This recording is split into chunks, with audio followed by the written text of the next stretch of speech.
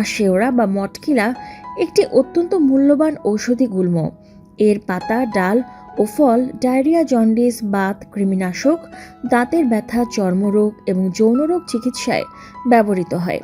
পাতার রস লিভারের সমস্যা দূর করতে এবং কচি ডাল দাঁতন হিসেবে দাঁত মজবুত করতে অত্যন্ত কার্যকরী।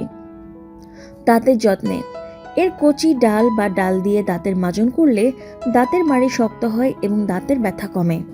ডায়রিয়া ও পেটের সমস্যা, আশেওড়া গাছের পাতার রস বা মূলের কাঠ ডায়রিয়া এবং পেটের পীড়া নিরাময় কার্যকর। কৃমিনাশক, বাচ্চার পেটে কৃমি সমস্যা হলে এই গাছের পাতার রস খালি পেটে খাওয়ালে কৃমি দূর হয়। এই গাছের 1 ফোঁটা রস ও 1 চামচ মধু মিশিয়ে টানা 3 দিন খেলে শরীরের অনেক গোপন সমস্যার সমাধান হয়। জন্ডিস ও লিভার, যকৃত বা লিভারের সুস্থতায় এবং জন্ডিসের চিকিৎসায় এই গাছের পাতা ও মূল ব্যবহৃত হয়। চর্মরোগ ও ক্ষত, পাতার রসের সাথে আদা মিশিয়ে প্রলেপ দিলে একজিমা বা চর্মরোগ কমে। এছাড়া ক্ষত নিরাময়েও এর ব্যবহার রয়েছে।